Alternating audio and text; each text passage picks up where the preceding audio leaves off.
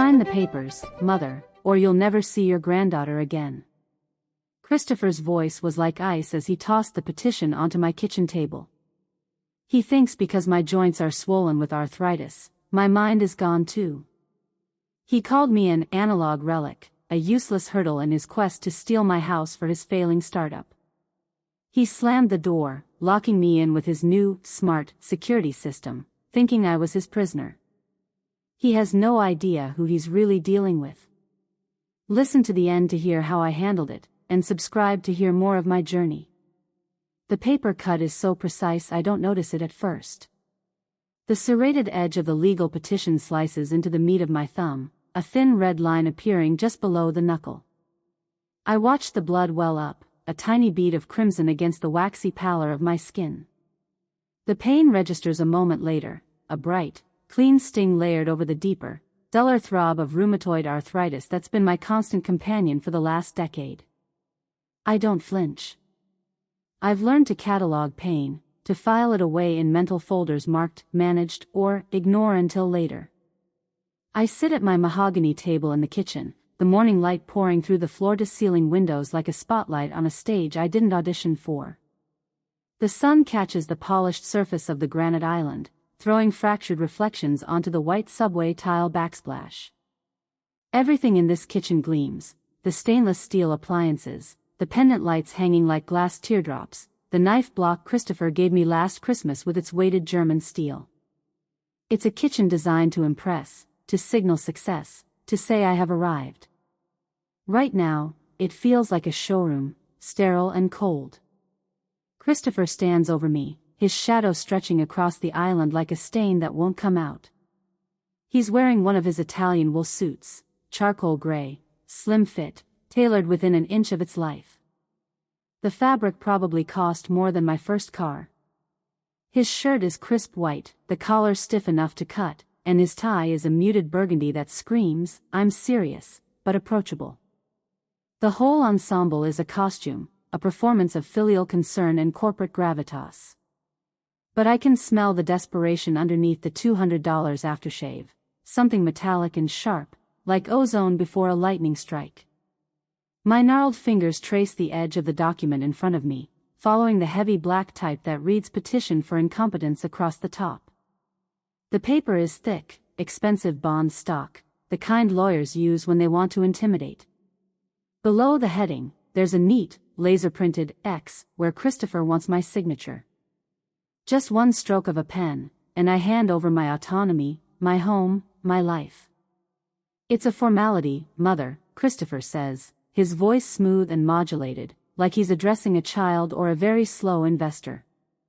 The bank requires documentation of your cognitive baseline before we can proceed with the home equity line of credit. It's just paperwork. I don't look up at him.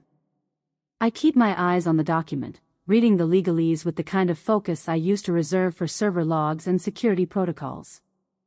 Petitioner asserts that Grace Elaine Thornton exhibits signs of diminished mental capacity including but not limited to memory loss, impaired judgment, and inability to manage financial affairs.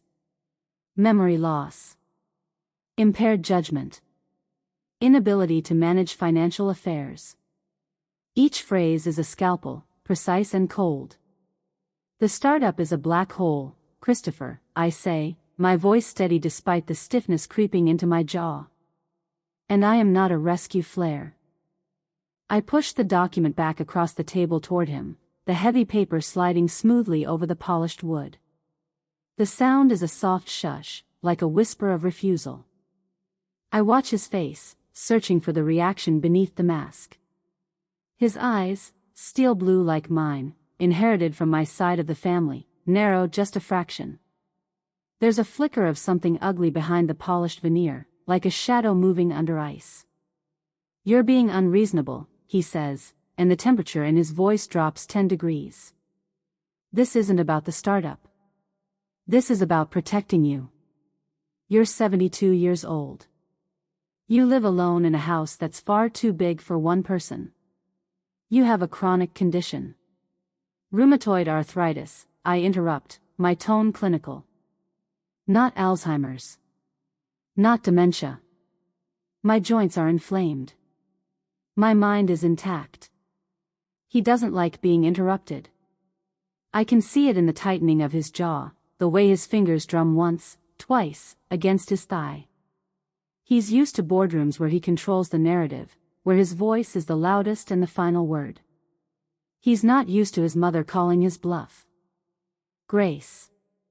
He leans forward, bracing his hands on the table, lowering his face closer to mine. The gesture is meant to be intimate, concerned, but it feels predatory. I can see the pores on his nose, the faint lines around his mouth that makeup can't quite hide. He smells like cologne and coffee and something sour underneath, stress sweat, maybe, or fear.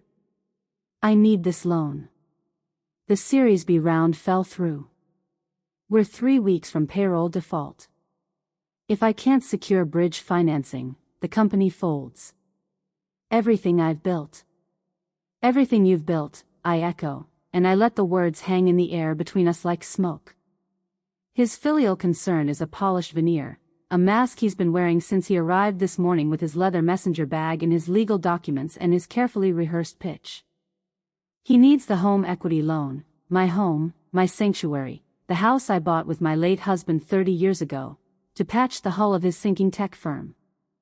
He wants to liquidate 3 decades of my life to prop up an algorithm that doesn't work and a business model built on venture capital fumes. I watch his eyes. They're the same color as mine, but clouded with something I don't recognize. Greed, maybe. Entitlement. The belief that my assets are his inheritance, just waiting to be unlocked. You have options, Christopher, I say quietly. Pivot the business. Find a co-investor. File for Chapter 11. What you don't have is the right to treat me like a liquidation asset. He straightens, pulling back, and I see the shift happen in real time. The mask doesn't just slip. It shatters. Look at you, mother, he spits, and the word mother sounds like an accusation. He gestures toward my hands, still resting on the table, fingers slightly curled from the morning stiffness. You can't even hold a pen without shaking. You're an analog relic trying to dictate terms in a digital world you no longer understand. The contempt in his voice is a physical thing, sharp and cutting. I feel it land somewhere in my chest, a small, hard stone of hurt. But I don't let it show. I've spent a lifetime controlling my facial expressions, keeping my reactions locked behind a firewall of professionalism. I look down at my hands. The knuckles are swollen, the joints reddened and angry, each one a small betrayal of biology. The arthritis has remodeled my fingers over the years, bending them into shapes that make typing painful and gripping difficult. Some mornings, I can't open a jar. Some nights, I can't sleep because of the ache that radiates up my wrists and into my forearms. But my hands are not my mind. Christopher leans down again, his face inches from mine, and I can feel the heat of his anger radiating off him like a furnace. You sit here in your museum of a house, playing with your vintage computers and your retro gaming, like it's still 1995. The world moved on, Grace. You didn't. You're a hardware failure in a cloud-based ecosystem. He doesn't see a systems architect. He doesn't see the woman who spent 30 years protecting federal infrastructure from foreign actors and domestic threats, who wrote encryption protocols that are still in use, who debugged code at 3 a.m. while he was asleep in his crib. He sees a glitch. An obstacle.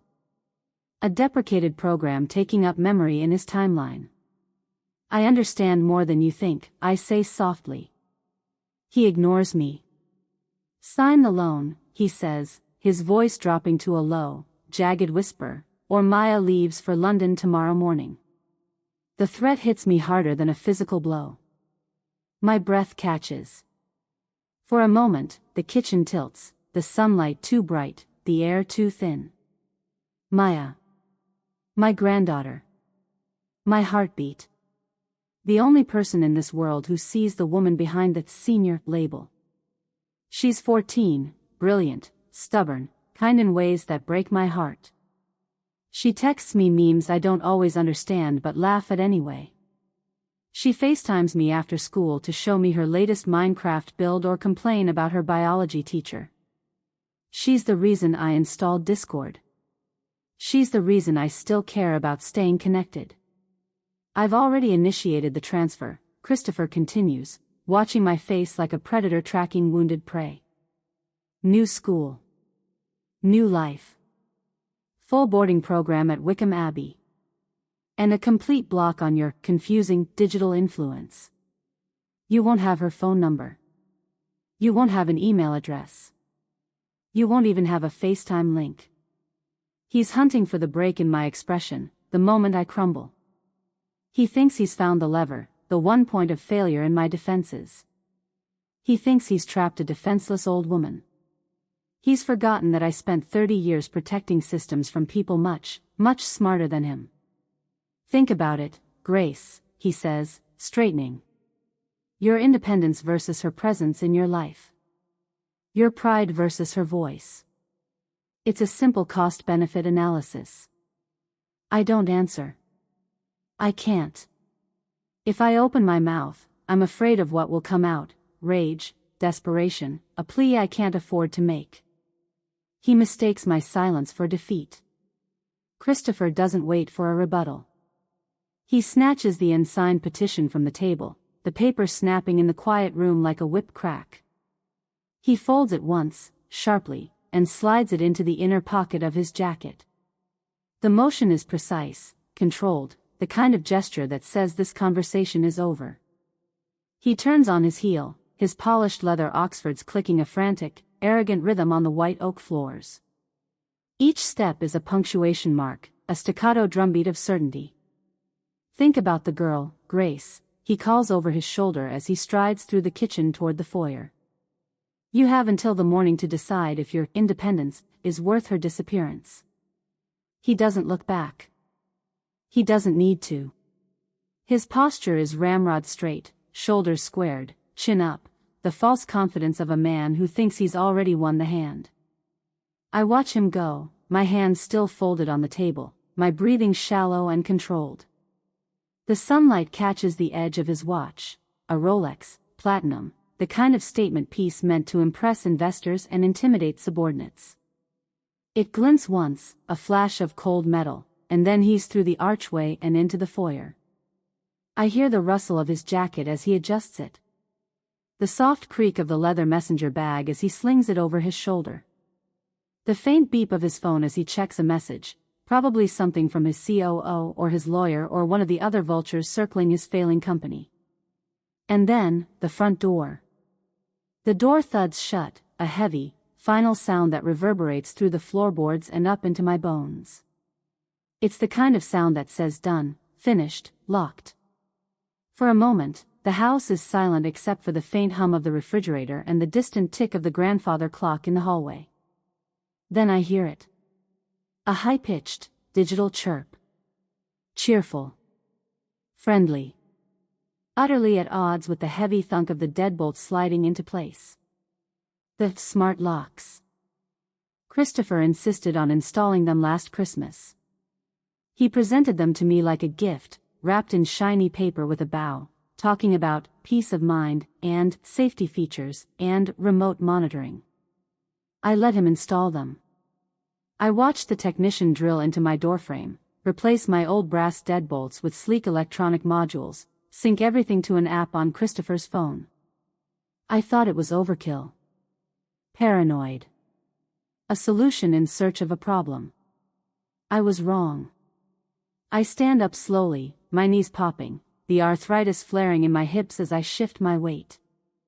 I walk to the front door, my slippered feet whispering against the wood. The hallway is cooler than the kitchen, shaded by the overhang of the second floor. The air smells faintly of lemon polish and the lavender sachet I keep in the coat closet. I reach the door and grip the handle. It's cold. Unresponsive. The metal doesn't budge under my hand. I look down. The LED ring around the smart lock glows a steady, mocking red. I pull. Nothing. I twist the interior latch. It clicks uselessly, disengaged from the mechanism. I'm not just locked in. I've been electronically partitioned. My own home has been programmed to view me as a guest with restricted privileges. I move through the house methodically, testing each exit point like I'm conducting a security audit. It's a familiar process: identify vulnerabilities, map the architecture, find the weak point.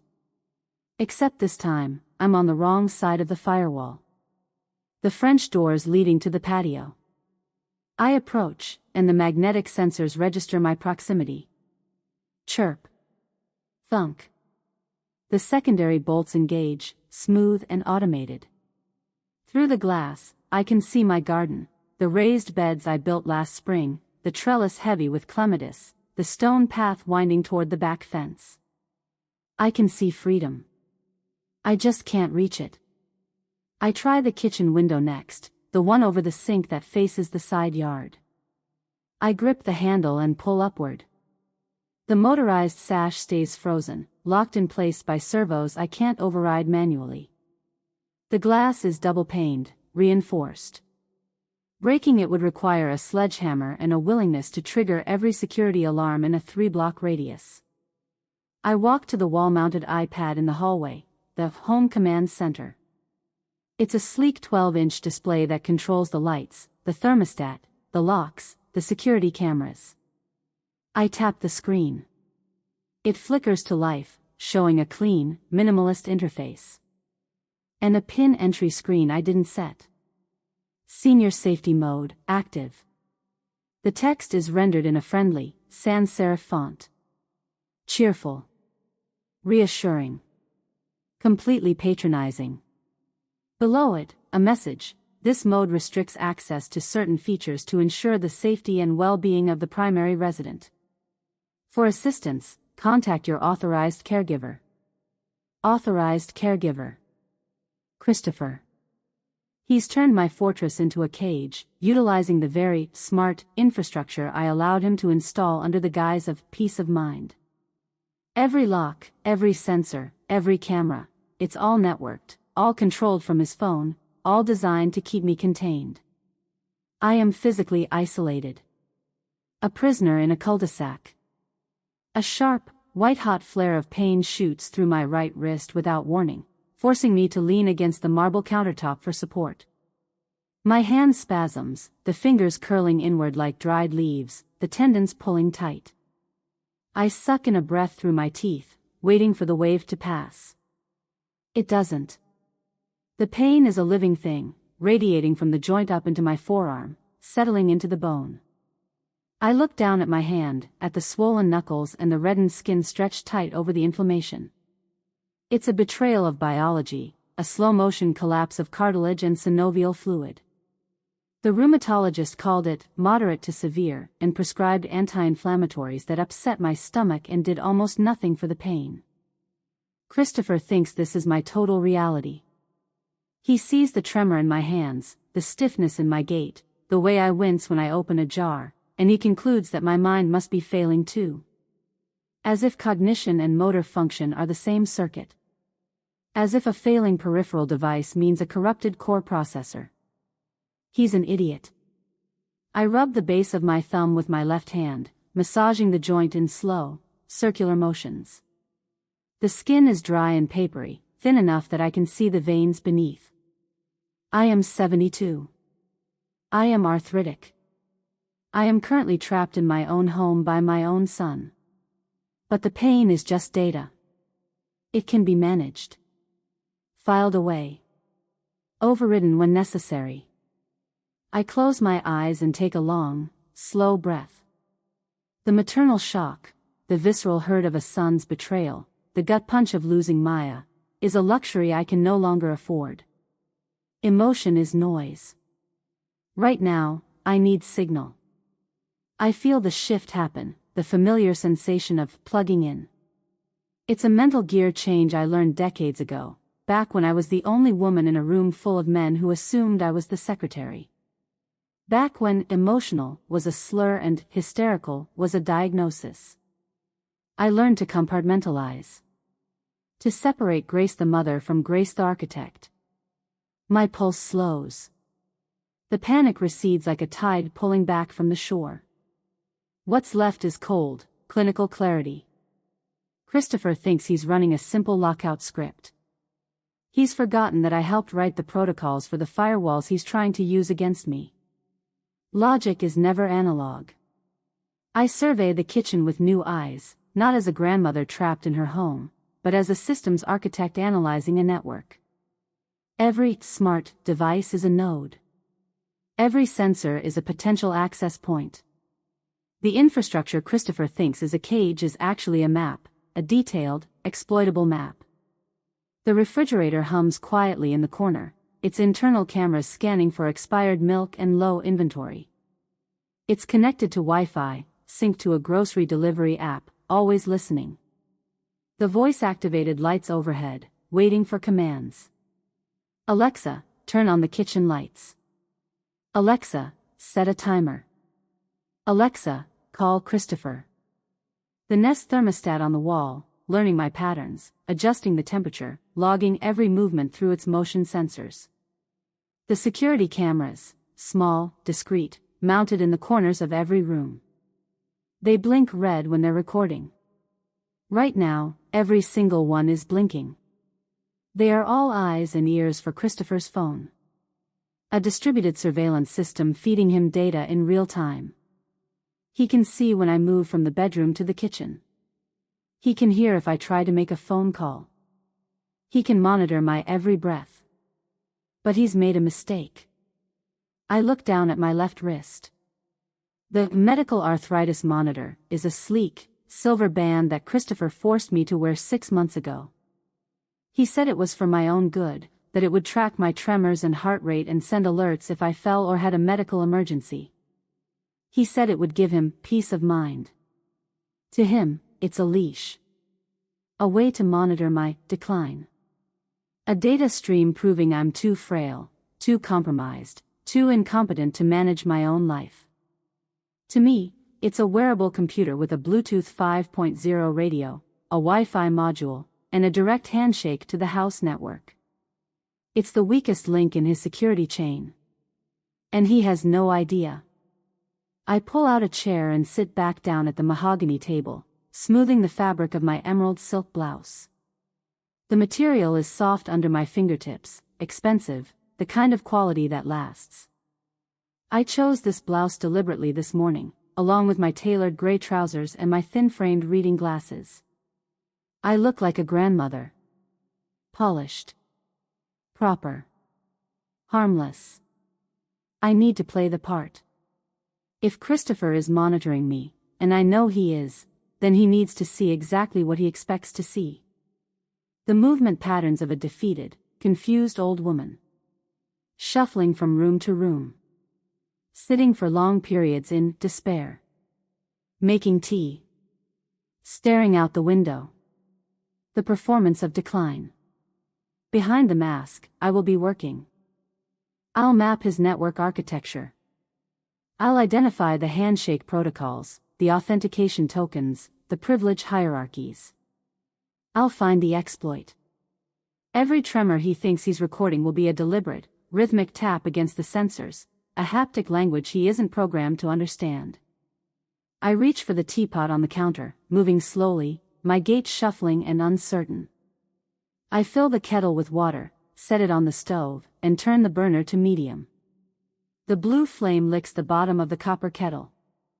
I can hear the faint hiss of gas, smell the metallic tang of the heating element.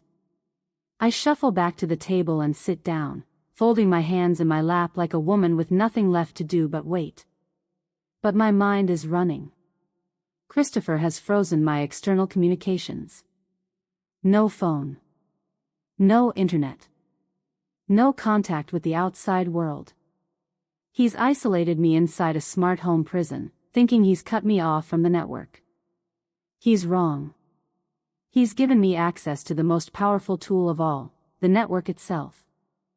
I rest my arm on the table and bring the medical monitor close to my face, tilting it toward the light. The screen is small, about an inch across, displaying my current heart rate, 78 BPM, elevated but not alarming, and a battery indicator, 68% charge. There's a small touchscreen interface for navigating menus, but most users never dig deeper than the surface settings. I'm not most users. I bring my left index finger to the side casing of the monitor, where a barely visible seam runs along the edge. With a steady, calculated movement, I begin tapping, long, short, long. It looks like a nervous tick. A clumsy, arthritic fumble. It's not. The screen flickers. Once.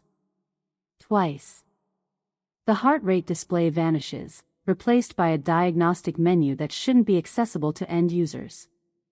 I'm not looking for the user menu. I'm looking for the debug port. I tap again, short, short, long, long. A sequence I memorized years ago, back when I was reverse engineering IoT devices for penetration testing. Every wearable has a maintenance backdoor, a way for developers to access the firmware without bricking the device. Most people don't know it exists. The screen flickers again, and a new menu appears, System Diagnostics. My heart thumps once, hard, against my ribs. Not from fear. From anticipation. I've spent a lifetime defending the gates, keeping the attackers out, building walls and protocols and encryption layers to protect the fortress. Now, I'm the intruder. I close my eyes for a moment, visualizing the packet flow moving through the walls of my house. The Bluetooth signal from my wristband to the Wi-Fi router. The router's connection to Christopher's phone. The cascade of data logs, authentication tokens, privilege levels. Somewhere in that flow, there's a crack. A misconfiguration. An oversight. I just need to find it. I open my eyes and scroll through the diagnostic menu, my finger moving deliberately across the tiny screen. My joints ache. The light from the window is too bright. The kettle is starting to whistle on the stove. But I don't stop. The hunt has begun. I move toward the sink to rinse my teacup, the porcelain still warm from the Earl Grey I didn't drink. My slippered feet whisper across the tile, and before I've taken 3 steps, I see it. The small, recessed sensor in the ceiling corner blinks a sharp, predatory red. It's not just a motion light. It's a data point. The LED pulses once, twice, a tiny crimson heartbeat tracking my movement across the kitchen. I can almost see the log entry generating in real time, beaming through the walls to Christopher's phone. Grace Thornton, kitchen, 2:14 p.m., movement detected, status, contained. The walls are no longer lath and plaster. They're a transparent skin of surveillance, every sensor a betrayal, every camera a witness. I am a data stream, quantified and logged, my existence reduced to time-stamped coordinates in a server somewhere. I feel a phantom itch on the back of my neck, the primal discomfort of being watched. I've spent decades on the other side of this equation, monitoring intrusion attempts, tracking unauthorized access, building systems to observe without being observed. Now I'm the target. My own home is snitching on my existence. I set the cup in the sink and turn on the faucet. The water runs hot, steam rising in lazy spirals. I wash the cup slowly, methodically, playing the part. An old woman going through the motions. No sudden movements. No deviations from routine. The sensor blinks again. Recording. Always recording. I dry my hands on a dish towel and pick up my iPad from the counter, the one I use for reading the news and checking my bank balance and ordering groceries. The screen wakes at my touch, displaying the familiar grid of apps. My thumb hovers over the banking app icon, the one with the blue shield and the reassuring sans serif typeface that promises security and stability. I tap it. The screen loads for a fraction of a second, the spinning wheel of progress appearing in the center. Then, a sterile gray pop-up blooms across the display. Access denied. Account managed by primary conservator. Please contact your administrator for assistance. The air leaves my lungs in a sharp hiss. I tap again. The same message. I close the app and open it again, as if repetition will somehow change the result. It doesn't. The gray box sits there, implacable and final, like a headstone. He's moved faster than I anticipated. Using the temporary power of attorney he filed this morning, the one attached to the incompetence petition, he's already contacted the bank. He's probably presented the document, explained that his elderly mother is experiencing cognitive decline, expressed his deep concern for her welfare, and requested emergency conservatorship over her accounts for her own protection. And the bank, following protocol, following the law, has complied. I try the investment account. Access denied. I try the credit union. Access denied. I try the brokerage where I keep my retirement bonds. Access denied. He's effectively erased my financial agency. I am a ghost in my own ledger.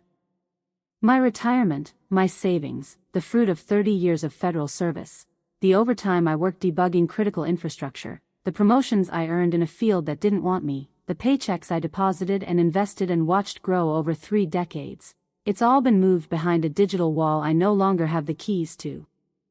I set the iPad down on the counter with a trembling hand.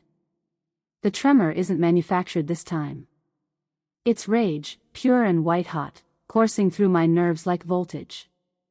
Christopher has just stolen my autonomy and called it care. A sharp, rhythmic knocking echoes through the foyer, loud and insistent. 3 heavy raps, a pause, then 3 more. Official. Impatient. I don't move. The front door is deadbolt, controlled by the smart lock Christopher has chained to his phone. No one can enter without his authorization. Then I hear it, the cheerful, digital chirp of the lock disengaging. Not triggered by me. Triggered remotely, from miles away, from Christopher's glass-walled office in whatever co-working space he's pretending is a headquarters. The door swings open. A man steps inside, and the smell hits me first, stale cigarettes and cheap coffee, a pungent intrusion that cuts through the lavender of my hallway like a knife. He's wearing a polyester suit in a color that might have been tan once but has faded to the shade of old dishwater. The fabric is shiny at the elbows and knees, stretched tight across a soft belly. Sweat stains bloom under his armpits, dark and damp despite the cool February air. He carries a digital tablet in one hand, the screen glowing with forms and fields and checkboxes. In the other hand, a leather portfolio embossed with gold lettering, Hawthorne Appraisal Services, serving estate and legal needs since 1987. Appraisal service, he mumbles, barely looking at me. His voice is flat, practiced, the tone of a man who's done this 1,000 times and will do it 1,000 more. He doesn't introduce himself. He doesn't ask permission to enter. Christopher has sent the vultures to inventory the carcass before the heart has even stopped beating. I stand in the doorway between the kitchen and the foyer, my hands folded in front of me, watching. The man glances at me once, a quick, dismissive sweep of his eyes, and then turns his attention to the hallway. Nice place, he says, though it doesn't sound like a compliment. It sounds like an assessment. Like he's already calculating square footage and market comparables. The appraiser moves through the living room like a machine, methodical and efficient. He taps his screen as his gaze sweeps across the room, cataloging everything with the cold precision of an algorithm. The queen and chairs I bought at an estate sale in Alexandria. The Persian rug I inherited from my mother. The original oil paintings, a landscape of the Blue Ridge Mountains, a still life of winter pears, that my late husband and I collected over years of slow, deliberate accumulation.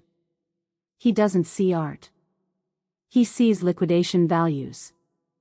Cherrywood armoire, circa 1920, he mutters into his tablet, his voice low and monotone. Moderate wear. Market value approximately $1,200. Crystal chandelier, 12-arm, European import. $1,500, pending inspection. He walks into my study, and I feel my chest tighten. This is my space. My sanctuary. The room where I still work, where I keep my custom-built workstation hidden inside an antique secretary desk. The dual monitors fold down behind walnut panels. The server rack hums quietly in the corner, disguised as a vintage radio console. To the untrained eye, it looks like a grandmother's reading room. To someone like me, it's a command center. The appraiser's gaze lingers on the desk, on the faint glow of the power LEDs visible through the wood grain. He walks over, opens the panel, and lets out a low whistle. High-end hardware, he grunts, leaning closer. He taps the screen, noting serial numbers, model specifications, the sleek lines of the custom liquid cooling system. Intel i9, RTX 4090 graphics card, 128 gigs of RAM. That's overkill for online shopping, lady. He doesn't wait for a response. He treats me like a piece of the architecture, a fading fixture to be appraised along with the crown molding and the recessed lighting. I watch him from the doorway, my spine stiff, my jaw clenched so hard I can feel my teeth grinding.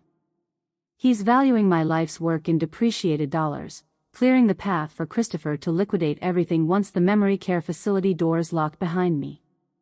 He scribbles more notes. Custom build, high resale. Estimate 4,000. 4,000. I built that system for 12. It's worth more than that in parts alone. But I don't correct him. I just stand there, silent and still, a ghost haunting her own estate sale. I reach for the doorframe to steady myself as a white-hot spike of arthritic pain lances through both wrists without warning. It's sudden, vicious, radiating from the joints up into my forearms like fire racing along a fuse. My breath hitches. I dig my nails into the wood to keep from crying out. This is the bottleneck. My mind can process code at 1,000 lines a minute. I can visualize network topologies, trace packet routes, identify exploits in seconds. But my hands, these swollen, trembling, failing hands, can barely manage a steady grip. It's a rhythmic throb now, pulsing in time with my heartbeat, a physical, denial of service, attack from my own nervous system. I close my eyes, counting the beats, waiting for the flare to subside. It doesn't. It settles into a dull, grinding ache that makes every movement feel like dragging broken glass through my veins. The appraiser glances over from the study, noting my tremor with a quick, clinical assessment. His expression shifts, not to concern, but to dismissal. Poor old thing, his eyes say. Probably doesn't even remember what half this stuff is. He turns back to his tablet, tapping a note I can't see but can easily imagine. Subject exhibits significant motor impairment. Validates reported cognitive decline. I force myself to breathe slowly, evenly. In through the nose, out through the mouth. The pain is just data. A signal. It can be managed. And more than that, it can be weaponized. I have to turn this agony into an asset. Is it raining? I ask, my voice thin and wavering. I let my jaw slacken slightly, my gaze drifting toward the windows with a vague, unfocused quality. The appraiser looks up from his tablet, follows my gaze to the bone-dry, sun-drenched windows. Outside, the February sky is a hard, bright blue. Not a cloud in sight. The oak trees in the yard cast sharp shadows across the lawn. He sighs, a long, put-upon exhale. No, ma'am. It's not raining. I nod slowly, as if processing this information requires significant effort. I tilt my head, squinting at the light. Then I wait exactly 30 seconds, counting the beats in my head. I thought I heard rain, I say again, my voice carrying the soft confusion of someone whose circuits are misfiring. Is it raining? The appraiser doesn't even look up this time. He just keeps tapping his screen, his jaw tight with irritation. I can see him scribbling a note, his stylus moving quickly, repetitive questioning. Short-term memory issues.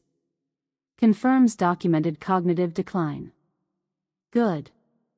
Let them believe the processor is failing. Let them think the architecture is corrupted, the firmware obsolete, the system beyond repair. It gives me the cover I need to move in the shadows. I shuffle back to the kitchen, my gait slow and uncertain, my hand trailing along the wall for support. The appraiser doesn't follow. He's moved on to the second floor, his heavy footsteps thudding on the stairs. I have maybe 10 minutes before he comes back down. I need to make them count.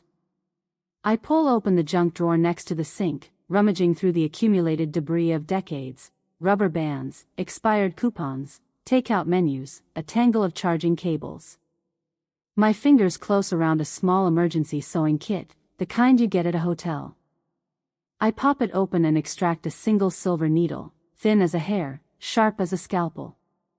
My hands are shaking. Not from the performance this time, but from the arthritis and the adrenaline flooding my system in equal measure.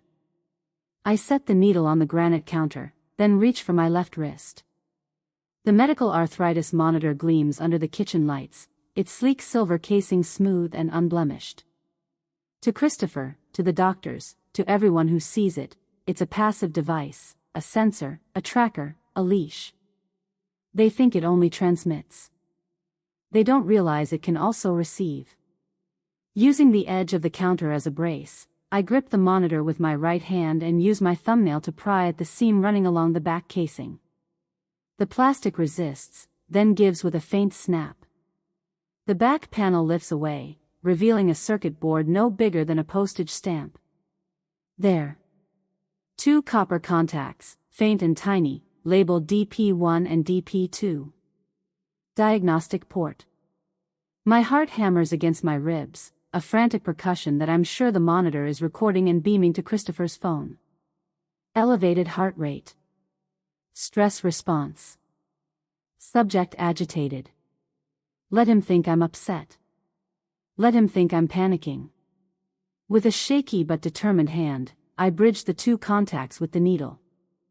The silver sliver connects the circuit, bypassing the consumer-facing interface and forcing the device into maintenance mode. A tiny spark jumps between the points, invisible in the sunlight but bright enough that I feel it, a faint tingle against my skin. The monitor's screen goes black. For a moment, I think I've bricked it. That I've miscalculated, pushed too hard, fried the board. Then the screen flickers to life, and instead of the friendly, rounded icons and cheerful graphics, I see something beautiful. A command line interface. Blinking cursor. Root access. I exhale, a shaky breath that's half relief, half triumph. I snap the back panel into place and pull the cuff of my emerald cardigan down over the monitor, hiding the modification. To anyone watching, it looks the same. The screen still displays my heart rate, my step count, the reassuring metrics of a body being monitored. But underneath, it's doing something else entirely. It's sniffing. The monitor's Wi-Fi module is no longer passive. I've reconfigured it to capture the raw, unencrypted packets of data flying through the house's network, the commands from Christopher's phone, the sensor logs, the handshake protocols between the smart locks and the central hub. Every chirp, every ping, every fragment of communication is being logged to the monitor's onboard storage. I'm a silent observer on the network now, a ghost in the machine, invisible to Christopher's dashboard but watching everything. I feel a grim satisfaction as the silver band on my wrist grows warm, the processor working overtime to capture and compress the data. My pulse is still elevated, the monitor dutifully records it, but now it's for a different reason. I'm inside. Every ping from the smart locks is a line of code I am currently recording, looking for the pattern, the weakness, the exploit that will let me break out. I sit back down at the kitchen table, the monitor hidden under my sleeve, and pull the device close to my face. The command line interface is tiny, maybe 50 characters wide, scrolling text in a monospaced font that reminds me of terminals from 30 years ago. It's a language I haven't spoken aloud in years, but my brain still reads it fluently. I scan the scrolling packets, squinting through my reading glasses. IP addresses. MAC addresses. Port numbers. Authentication tokens. The raw anatomy of the network, stripped bare. And then I see it. A legacy port, port 8888, wide open and listening. I stop breathing. Port 8888 is a manufacturer's backdoor, a failsafe left in the firmware for emergency services.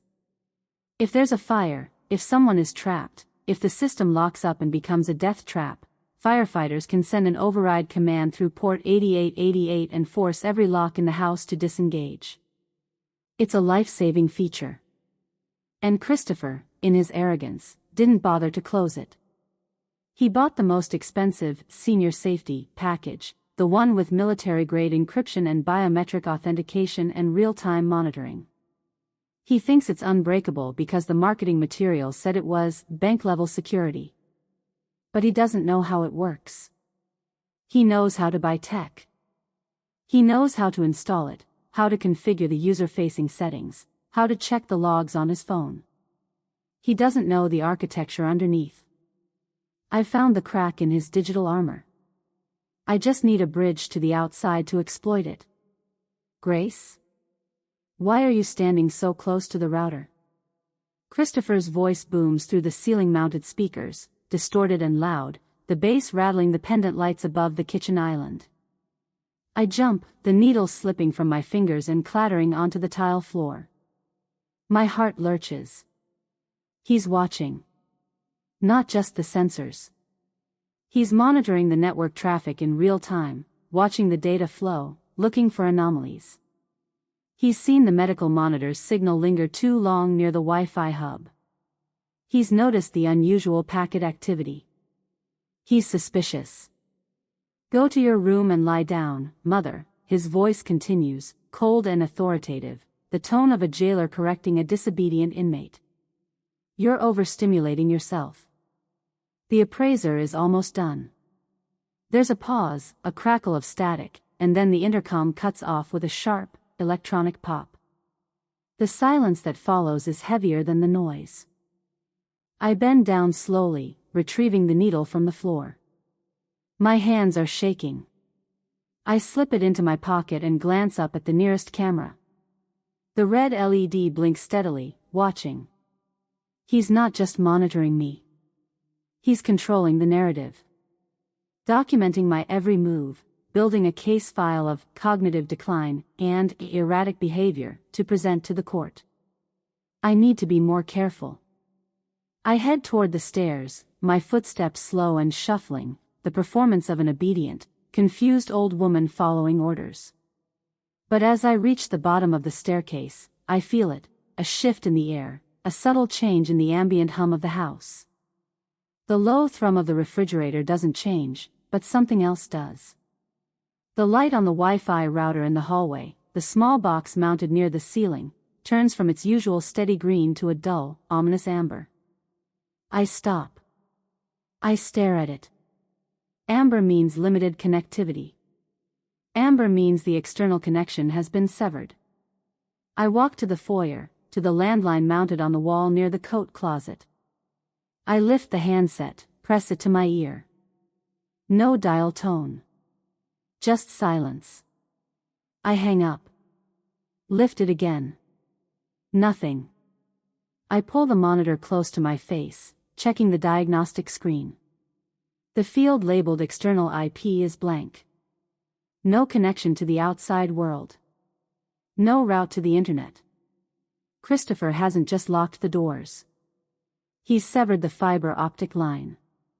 He's called the ISP, probably claimed there was a billing issue or a service request, and had them disconnect the physical cable running into the house. Or maybe he just cut it himself, somewhere in the basement or the utility box on the side of the yard. He's scrubbed my existence from the World Wide Web. I am offline. In 2026, being offline is the same as being buried alive. No email. No messaging. No way to call for help or send a distress signal. I've been digitally erased, partitioned off from the network of the living. He's preparing to delete me before the hearing. I climb the stairs slowly, my knees protesting with each step, and make my way to my bedroom. The door is open. The appraiser is in the guest room down the hall, tapping and scribbling, valuing the furniture and the linens and the framed photographs on the walls. I close the door behind me and sit on the edge of the bed, the mattress sinking under my weight. The silence of the house presses in on me like a physical weight, thick and suffocating. The hearing is in 48 hours. 2 days. By then, the appraiser's report will be filed with the court, complete with photographs and valuations and clinical notes about my declining condition. The bank accounts will be drained, transferred to Christopher's control, for safekeeping. The moving company will arrive to pack my belongings into storage. And a transport van will idle in the driveway, engine running, waiting to take me to the memory care facility Christopher has already selected. I have no phone. No internet. No allies. I am labeled insane by the law and obsolete by my son. I look down at my hands, resting in my lap. The knuckles are swollen, the skin papery and thin. They tremble slightly, a constant, low-frequency vibration I can't control. These hands built encryption systems. Debugged kernel panics. Defended federal infrastructure from nation-state actors. Now they can barely hold a pen. But I'm not done yet. I look up, my gaze settling on the ceiling, on the access hatch to the attic barely visible in the corner above the closet. I have one shot. One ghost of a chance. And it's buried in the attic, in a box I haven't opened in years, waiting for me to remember what I used to be. The pull-down attic stairs are a dead weight in my hands, the wood rough and splintered against my palms. I stand in the upstairs hallway, staring at the access hatch in the ceiling, watching the digital clock mounted on the wall tick toward 3 a.m. 2:58. 2:59. I've been awake for 23 hours straight, running on adrenaline and the kind of clarity that only comes from desperation. My body is screaming at me, my wrists throb with each heartbeat, my knees feel like they're grinding bone on bone, and there's a persistent ache in my lower back that tells me I'm going to pay for this tomorrow. But tomorrow doesn't matter if I can't survive today. 3 o'clock. Now. I reach up and pull the rope handle. The attic stairs unfold with a groan of old springs and protesting hinges, the sound shockingly loud in the silent house. Every muscle in my back protests as I haul the ladder down, bracing it against the hallway floor. My breath comes in shallow, ragged bursts. I know Christopher's safety suite runs a nightly cache clearing at exactly 3 a.m. It's a maintenance routine built into the firmware, a 60-second window where the system dumps temporary logs and restarts its monitoring protocols. I identified this vulnerability during my career in federal infrastructure. Every system has a reboot cycle, a brief moment of blindness. I have exactly 1 minute to disappear into the rafters before the sensors wake up and log my unauthorized wandering. I climb. The attic is a graveyard of old memories, the air thick with the smell of mothballs and dust and the dry, baked heat of a Virginia summer that never quite leaves the rafters. The darkness is absolute until my eyes adjust, and then I can make out shapes, cardboard boxes stacked in uneven towers, plastic storage bins with faded labels, the skeletal outline of an old dress form my late husband bought me as a joke. I crawl on my hands and knees across the rough plywood flooring, the splinters catching on my pajama pants. My breathing is too loud, too ragged. I force myself to slow down, to move like a ghost, to make no sound that might register on the microphones embedded in the ceiling below. I pass a stack of Christopher's old trophies, plastic monuments to a childhood I barely recognize. Soccer. Debate team. Academic excellence. Little golden boys frozen mid-kick, mid-speech, mid-triumph. Relics of a son I no longer know, if I ever did. I reach the far corner, the one marked with my initials in black Sharpie on a strip of masking tape, fragile/GT. My fingers find the heavy, gray plastic case before my eyes do. The Nintendo Entertainment System, circa 1985, wrapped in a protective layer of bubble wrap that crinkles under my touch.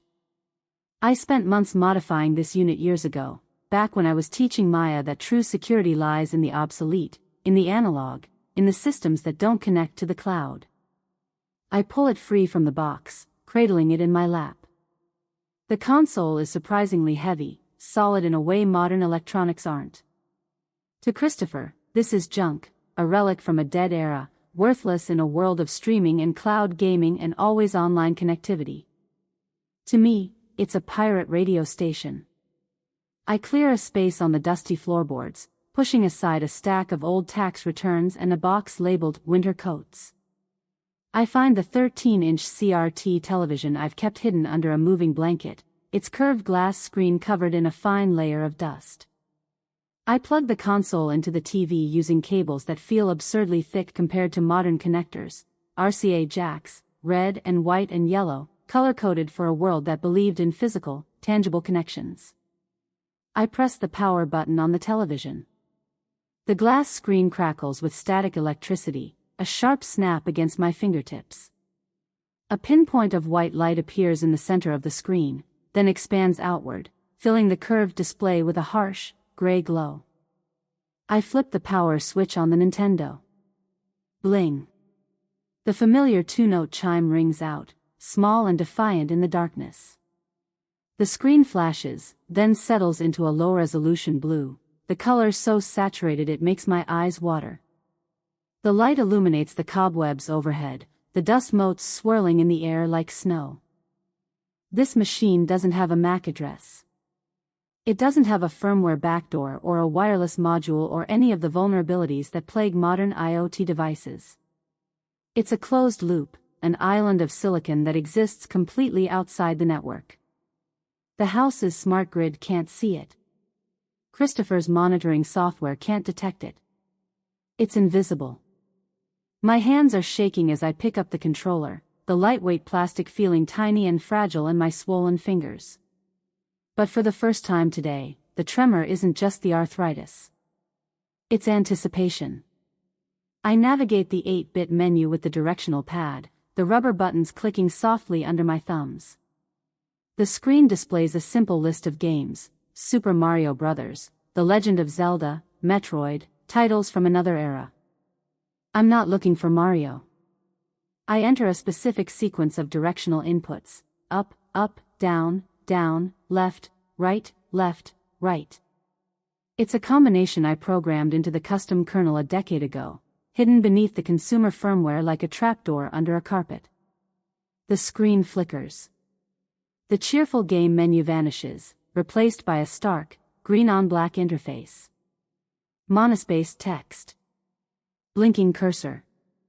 No graphics, no animations, just raw functionality. Ghost Channel version 2.3, ready. This is my creation. A communications protocol I built using the console's clock oscillator to generate low-frequency radio bursts. It's crude, painfully slow by modern standards, transmitting at maybe 300 baud on a good day. But it operates on a frequency band that's invisible to the high-frequency Wi-Fi sniffers Christopher is using to monitor the house. It's a whisper in a spectrum he's not listening to. I position my fingers over the controller buttons, each press requiring deliberate effort to overcome the stiffness in my joints. The on-screen keyboard is a grid of letters and numbers, navigated one character at a time. I type, Maya. Then I wait. The rhythmic hum of the old television is the only sound in the attic, a low, electrical drone that vibrates in my chest. 5 miles away, in her bedroom in Christopher's McMansion in the next suburb over, Maya should have her handheld unit tucked under her pillow.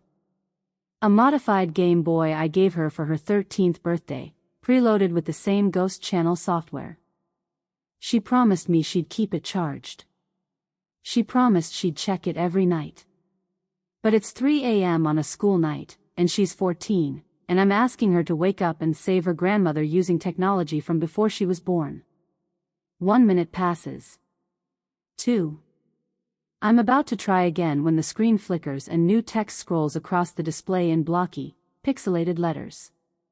Nana? Are you okay? Relief washes over me so sharply I almost lose my balance, my hands shooting out to brace against the floorboards. My granddaughter's voice, rendered in 8-bit text, is a lifeline thrown across the void. I type back, my fingers aching as they mash the rubber buttons. I am here. Need data. Outside status. The cursor blinks. Waiting. The text crawls across the screen, one character at a time, a slow drip of information that makes me want to scream with impatience. But I force myself to wait, to read carefully, to absorb every word. Dad on phone tonight. Heard him talking. Said you lost it. Moving you tomorrow. Van coming 8 a.m. Serenity Pines. He filed papers. SEC. Selling house. My heart hardens into a cold, sharp stone, dense and heavy in my chest. He's already filed the SEC paperwork for a forced liquidation of my assets. The house, the retirement accounts, the investment portfolio, all of it flagged for immediate sale under the authority of his temporary conservatorship. He has a transport van from Serenity Pines Memory Care booked for 8 a.m. tomorrow morning. No, this morning, in less than 5 hours. He told Maya I've completely lost touch with reality. That I'm being moved for my own safety. That this is an act of love, of mercy, of filial duty. He isn't just stealing my money. He's stealing my personhood, wrapping his theft in the velvet language of medical necessity. And when I'm locked behind the doors of a memory care facility, sedated and silenced and stripped of legal agency, no one will listen when I try to tell them the truth. Because who believes the crazy old lady? I type, "How are you?" The response comes quickly, scared. "Miss you." I close my eyes, the ache in my chest spreading outward like a stain. She's just a kid. She shouldn't have to be part of this. But I don't have anyone else. I need a bridge to the outside world. The ghost channel can reach Maya, but it can't reach the internet. It can't access the house's network or Christopher's devices or the digital infrastructure I need to fight back. I type, "Maya, listen. Go to garden. Stand by smart meter." I wait for her response, then continue. "Bring tablet. Turn on hotspot. Stay close to wall." There's a pause. I can almost see her in my mind, standing in her darkened bedroom, the glow of the Game Boy screen illuminating her face. She's scared. She doesn't understand what I'm asking or why. But she trusts me. Okay. Give me 5 minutes. I pull up the sleeve of my cardigan and check the modified medical monitor on my wrist. The diagnostic interface is still active, the screen displaying network traffic in real time. Right now, the external signal field is blank, no connection, no route out. I explain the plan to Maya in short, simple bursts of text. If she stands close enough to the house's external power hub with her tablet's cellular hotspot active, my monitor can detect the signal.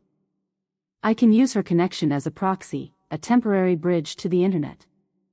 It's a classic man-in-the-middle attack, except that the man is my 14-year-old granddaughter standing in a garden at 3 a.m. in her pajamas. I watch the monitor's signal strength indicator. It shows 0 bars, a flat line. Then it flickers. 1 bar. 2. "I am here," Maya types. Cold. 3 bars. 4. The signal strength indicator turns a solid, beautiful green. I've reached through the walls. I've found a gap in the cage. The bridge is narrow, unstable, dependent on Maya standing perfectly still in the February cold. But it's enough. Through her cellular connection, I'm finally back on the open web. I can feel the difference immediately. The monitor's processor heats up as it begins pulling data, the screen scrolling faster than I can read. IP addresses. DNS records. Authentication tokens. I launch a brute force script I wrote years ago, targeting the house's admin portal through the emergency port I discovered yesterday, port 8888, wide open and waiting.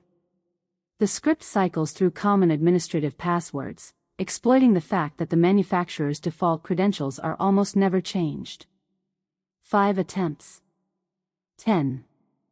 15. Access granted. The words appear on the monitor's tiny screen, and I have to bite my lip to keep from laughing out loud. I'm in. The external IP addresses I need start flooding in, the digital fingerprints of every device connected to the house network. Christopher's laptop. His phone. His tablet. The cloud storage accounts where he's backing up his files. The email server he's using to coordinate with his lawyer and the appraiser and the memory care facility. I have the keys to the kingdom. I can unlock the doors. I can restore my bank access. I can send emails, make calls, contact the authorities. I can expose everything, the forged incompetence petition, the illegal seizure of my assets, the lies he's told to justify this nightmare. I feel a surge of triumph, a false peak of adrenaline that makes me feel 20 years younger. My fingers fly across the monitor's touchscreen, executing commands, opening back doors, escalating my privileges. I'm going to win. I'm going to. The attic's overhead light explodes into life, a harsh, strobing white that sears my retinas. The safety alert protocol. Motion detected. Unauthorized access detected. Threat level, critical. The green text on the Nintendo's screen vanishes, wiped away as if it never existed. The CRT monitor flickers, the low-resolution display struggling to process a signal it was never designed to handle. Then Christopher's face fills the screen. It's a video feed, transmitted from somewhere in the house, forced through the console's ancient hardware and rendered in distorted, pixelated detail. His features are warped by the curved glass, his eyes too large, his mouth a jagged line. He's not smiling. Did you really think I wouldn't notice a low-frequency spike in the attic, Mother? His voice comes through the television's tinny speakers, mocking and cold. You always were too clever for your own good. But clever is just another symptom of your mania. The doctors warned me about this: paranoid delusions, conspiracy thinking, technological obsession. I don't move. I can't. I'm frozen, my hands still gripping the Nintendo controller, my heart slamming against my ribs. I've been monitoring all the frequencies, Grace.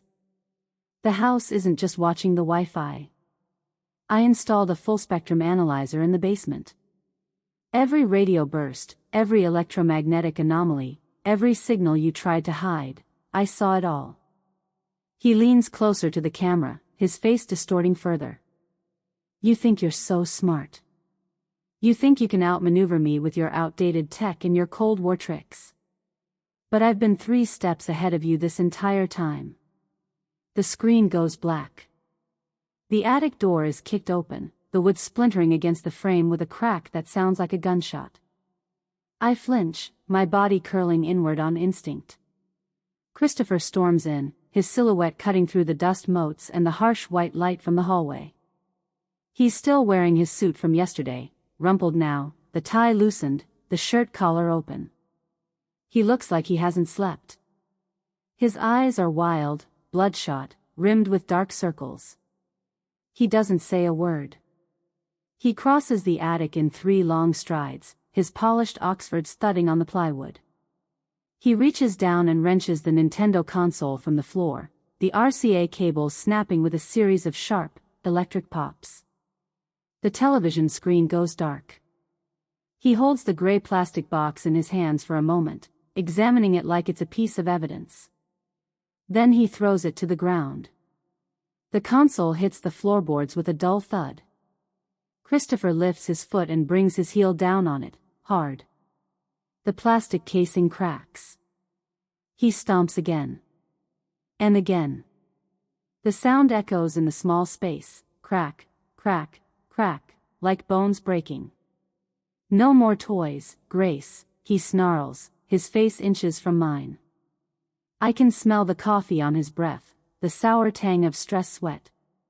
No more games. No more little resistance projects. You're done. He kicks the shattered remains of the console into the corner, the pieces scattering across the floor. He reaches into his suit jacket and pulls out a fresh stack of papers, the edges crisp and white even in the dim light. He unfolds them with sharp, precise movements, then shoves them toward my face. Voluntary Commitment for Psychiatric Evaluation and Treatment. The title is printed in bold, black letters across the top. Below it, paragraphs of legalese. At the bottom, a signature line with an X marked in red ink. You're going to sign these, Christopher says, his voice low and controlled, or the orderlies will be forced to use restraints tomorrow morning. You're a danger to yourself, Grace. Look at you, hiding in a crawlspace at 3 in the morning, playing with 30-year-old trash, sending coded messages to a child. This is exactly the kind of erratic, delusional behavior the petition described. He grabs my right hand, his grip like a vice around my arthritic wrist. Pain flares, bright and sharp. He shoves a pen into my palm, forcing my fingers to close around it. 12 hours, he says. That's all the time you have left in this house. Use it to pack a single suitcase. 1 bag. Clothes and toiletries. The rest is going to auction. The realtor is already drawing up the listing. I try to pull my hand away. He tightens his grip. You brought this on yourself, he whispers, his face so close I can see the individual pores on his nose, the fine lines around his eyes. You could have just signed the loan. You could have helped your own son. But you chose pride over family. Ego over love. He releases my hand with a shove. I drop the pen. It rolls across the floorboards and disappears into the shadows. Christopher backs toward the attic door, his eyes never leaving me. He bends down and picks up the largest piece of the shattered console, the main circuit board, cracked but still identifiable. I'm keeping this, he says, holding it up like a trophy. Evidence of your deteriorating mental state. The judge is going to love it. He steps through the doorway into the hallway. Then I hear it, the heavy metallic slide of a bolt being thrown. He's locked the attic access from the hallway side, sealing me in. The overhead light flickers once. Then dies. Total darkness. Suffocating and absolute. I am offline. I am physically confined to a dusty crawlspace.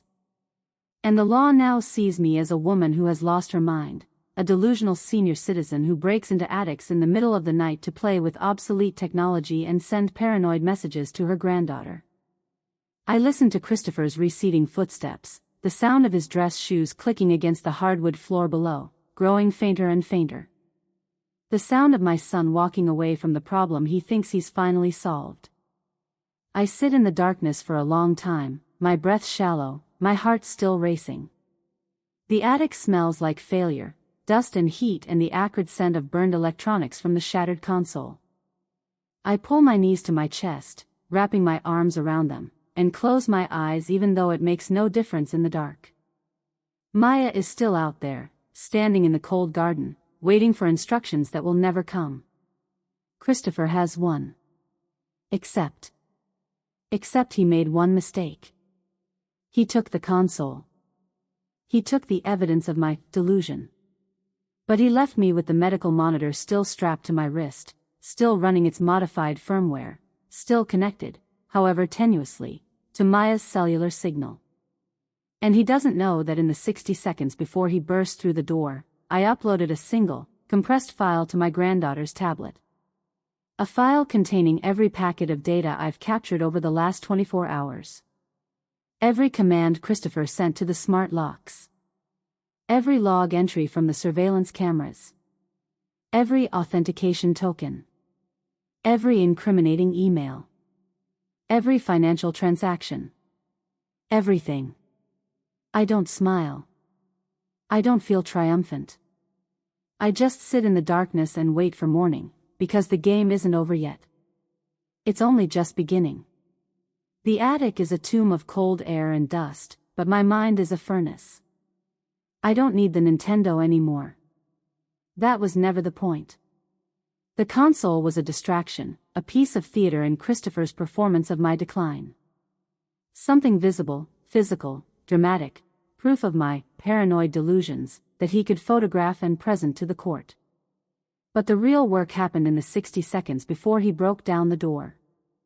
I sit in the darkness, my back against the rough plywood wall, my legs drawn up to conserve warmth.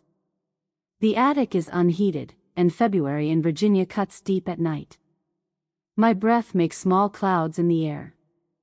My joints are screaming, the arthritis inflamed by the cold and the stress and the hours spent crawling across dusty floorboards.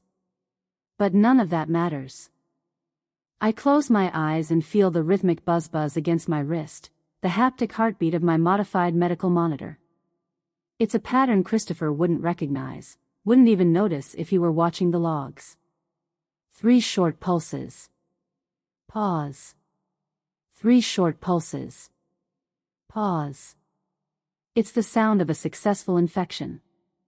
Before Christopher smashed the console, before he stormed into the attic with his rage and his fresh stack of commitment papers, I'd already pushed the logic bomb through the bridge Maya provided.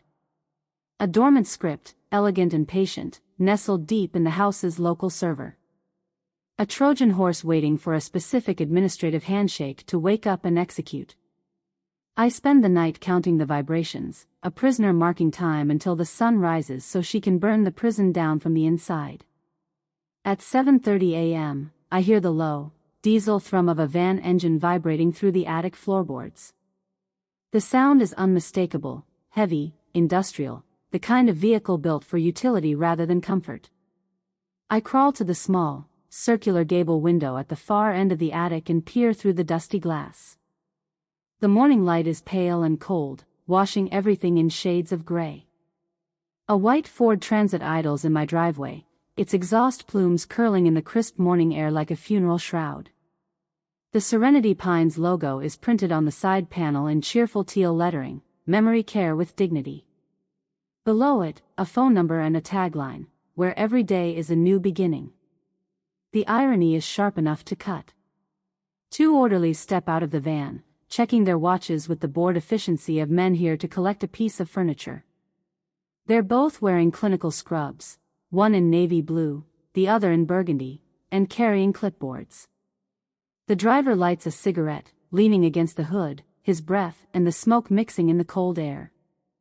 The sight should terrify me. This is the endgame Christopher has orchestrated, the physical removal, the final erasure, the moment I'm loaded into that van and driven away from everything I know. But I feel only a cold, sharpening focus. The physical trap is closing, which means the digital trap is finally set. I hear footsteps on the stairs below. Heavy, deliberate, climbing toward the 2nd floor. Then the metallic scrape of the bolt being drawn back. The attic door swings open. Christopher stands in the doorway, his silhouette framed by the hallway light. He's changed clothes since last night, a fresh shirt, a different suit, this one a charcoal pinstripe that probably cost $3,000. His hair is combed, his face clean-shaven. He's put the mask back on, the polished veneer of the concerned son. "It's time, Grace," he says, his voice a practiced mixture of pity and authority. The tone you'd use with a confused child or a frightened animal. I don't argue. I don't speak. I let my shoulders slump, my chin tucking into my chest. I shuffle toward him, moving slowly, my slippered feet scraping against the plywood. Every movement is the performance of a woman whose spirit was broken along with her favorite toy. Christopher takes my arm, his grip unnecessarily firm. His fingers dig into the soft flesh above my elbow, guiding me like I might bolt at any moment. "We have the HOA board and the APS officer on the line for the final verification," he says as we descend the stairs. "Just a formality. The medical transport team is here." Then we leave. I nod vacantly, my gaze unfocused, allowing him to lead me down the stairs and through the hallway toward my own study.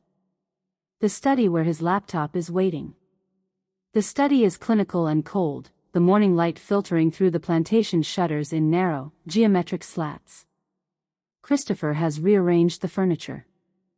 My desk has been pushed to the side, and his sleek aluminum laptop sits open on the mahogany side table, angled toward the webcam mounted on a small tripod.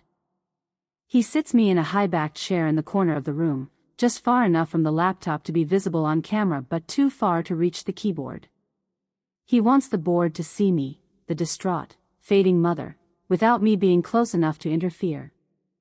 He adjusts the webcam, tilting it down slightly, ensuring my trembling hands are in the shot. My swollen knuckles. My age-spotted skin. The visual evidence of my supposed decline. "She's had a very difficult night," he says into the microphone, his face already wearing the grieving sun mask. His voice is soft, concerned, the kind of tone that says I'm doing everything I can, but it's just so hard. I stare at the wall, my hands resting in my lap. My expression is vacant, my jaw slack. But my thumb hovers, hidden beneath my other hand, over the physical reset button on my wrist monitor. Waiting. The Zoom call is a gallery of judgment. The laptop screen is divided into a grid of faces. My neighbors from Silent Oaks, people I've waved to at the mailbox, exchanged pleasantries with at the grocery store. Mrs. Patterson from 3 houses down, her face pinched with concern. Mr. Chen, the HOA president, his expression carefully neutral. And a stern-looking woman in a blazer, her background a bland government office wall, labeled Angela Morrison, APS. Adult Protective Services. Christopher sits at the desk, his posture perfect, his hands folded in front of him. He clicks a button, and the screen share activates. A PowerPoint presentation fills the frame. Petition for conservatorship, Grace Elaine Thornton. As you can see from these activity logs and the appraiser's notes, Christopher begins, his voice smooth and professional. My mother's cognitive decline has reached a point of legitimate danger, to herself and potentially to others. He clicks through the slides. Photographs of me standing near the router, the timestamp circled in red. Screenshots of erratic movement patterns logged by the sensors. A scanned copy of the appraiser's report, highlighting phrases like repetitive questioning and signs of confusion. Yesterday evening, Christopher continues, I discovered her in the attic at 3 in the morning, attempting to send coded messages using obsolete technology. She was disoriented, agitated, and refused to come down even when I explained the danger. He's smug. He leans into the camera, certain that his digital evidence is the final word. Certain that he's built an airtight case. He doesn't realize that by logging into this Zoom call with owner credentials, by connecting to the house server to share his screen, he's providing the exact administrative handshake my script has been waiting for. Christopher. I murmur, my voice cracking perfectly. Thin. Wavering. The voice of an old woman trying to be helpful. I reach for the porcelain cup sitting on the edge of the mahogany desk, the one he brought in earlier, half full of Earl Grey that's gone cold. My hand extends, fingers trembling. Then my hand spasms. A violent, rhythmic tremor. Completely involuntary. Completely believable. The cup tips. Amber liquid floods across the desk in a spreading wave, soaking into his leather blotter and splashing directly onto the external backup drive sitting next to the laptop. The hard drive he uses to store his encrypted files, his financial records, his insurance policy. Oh, dear, I wail, my voice rising in a pitch of confused panic. I'm so sorry. I didn't mean. God damn it, Mother. Christopher curses under his breath, lunging for a stack of napkins from the desk drawer. Just stay still. He's distracted now, his eyes on the puddle, his hands frantically mopping the tea as it seeps toward his laptop. He's no longer watching me. He's no longer paying attention to the Zoom call, where the participants are murmuring sympathetically about the poor woman and her failing motor control. He doesn't see me look down at my wrist. With the precision of a woman who once mapped federal firewalls for a living, I press and hold the monitor's physical side button for exactly 3 seconds. Buzz. The privilege escalation script executes. My medical arthritis monitor, the device Christopher forced me to wear, the leash he thought would track my decline, sends a high-priority interrupt signal to the house server. It claims administrative emergency status, a fail-safe protocol designed to override all other commands in case of a medical crisis. And because Christopher is currently logged into the Zoom call with owner credentials, because his laptop is authenticated as the primary administrator, the script hitches a ride on his active session like a virus piggybacking on legitimate traffic. It bypasses every firewall, every authentication layer, every security protocol he thought he had. I have root access now. Christopher is still dabbing at the tea, muttering under his breath about careless and for God's sake. He doesn't notice when his laptop screen flickers. The Zoom screen share doesn't stop. It transforms. The PowerPoint slide deck, the carefully curated evidence of my decline, vanishes, replaced by a cascading waterfall of file directories. Folders opening in rapid succession, their contents spilling across the screen for everyone on the call to see. What the? Christopher gasps, his wet hands hovering over the keyboard. He reaches for the trackpad, trying to close the windows, but they keep opening.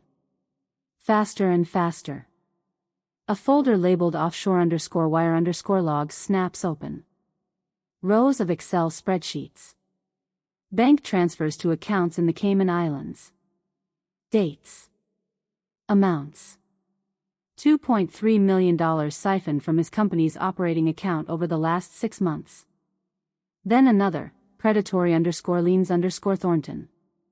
Legal documents showing Christopher's plan to take out multiple loans against my property without my knowledge, using the forged power of attorney. His private Slack messages begin to scroll across the screen in high definition, the text large enough for everyone to read. Christopher Thornton, 2:14 a.m. Once the old relic is locked up, we liquidate everything. House goes on the market by end of week. Christopher Thornton, 2:16 a.m. The SEC sniffers won't catch the fraud if we move fast enough. Just need her signature on the commitment papers. The HOA board goes silent. Mrs. Patterson's hand flies to her mouth. Mr. Chen leans forward, squinting at the screen. Angela Morrison, the APS officer, picks up her phone. I stop, shaking. I sit up straight, my spine a steel rod, my shoulders back. The vacant expression falls away like a discarded mask. My steel blue eyes lock onto the webcam with the focused intensity of a sniper acquiring a target. As the board can see, I say, my voice now clear, resonant, and utterly authoritative, the only decline in this house is my son's moral compass. On the screen, the data continues to dump. File after file. Email chains showing Christopher falsifying my medical records. Audio recordings of him coaching the appraiser on what to write in the report. Bank statements showing him draining my retirement accounts into shell corporations. And the direct logs, timestamped, geotagged, irrefutable, of him remotely locking me inside my own home. Cutting my phone line. Severing my internet. Isolating me from the outside world. I've used his smart cage as a broadcast tower, turning his surveillance state against its creator. Every sensor he installed to monitor me became my witness. Every camera he used to document my decline became my evidence. Every smart lock he deployed to cage me became the bars of his own prison. Christopher's phone, sitting on the desk next to his ruined backup drive, begins to scream. It's a series of high-pitched, urgent chimes. Push notifications flooding in so fast the device is vibrating across the wood. SEC alert, tip submitted, case hashtag 2026-04471. FCPD, fraud investigation, elder abuse. Bank of America, account freeze, suspicious activity. I've sent the encrypted folders directly to the SEC's tip line. To the Fairfax County Police Department. To every regulatory body and law enforcement agency with jurisdiction over financial fraud and elder abuse. Christopher stares at the phone, then at the screen, then at me. The color drains from his face until he's the shade of sour milk. His mouth opens, but no sound comes out at first. You. He finally whispers. You're insane. But there's no conviction in it. No belief. It's the last gasp of a drowning man. He looks at me, really looks at me, and for the first time in years, maybe decades, he finally sees the architect instead of the mother. He realizes that analog relic just executed a scorched earth protocol on his entire digital empire. Angela Morrison's voice cuts through the laptop speaker, sharp and authoritative. Mr. Thornton, stay exactly where you are. I am ending this hearing immediately and contacting the local authorities. Do not leave the premises. Do not attempt to access any financial accounts. Do not. This is a mistake, Christopher interrupts, his voice rising to a panicked pitch. She's manipulated you. She's sick. She doesn't know what she's doing. Mr. Thornton. Morrison's voice is ice. The evidence on screen includes timestamped logs of you locking your mother in her home and falsifying medical documents. I'm looking at a Slack conversation where you explicitly discuss committing fraud. This hearing is over. She turns her attention to the camera. Grace, are you safe? Do you need immediate assistance? I look directly into the webcam and offer a slight, knowing smile, the kind I used to give when a system was finally perfectly secure. When every vulnerability had been patched. When the fortress was impenetrable. I am now, I say. Christopher collapses into the chair, his polished veneer completely dissolved. He's just a man now, scared, cornered, caught. His hands shake as he reaches for his phone, trying to call someone, anyone, but the screen just shows more alerts, more notifications, more walls closing in. Outside, I hear the diesel engine of the transport van turn off.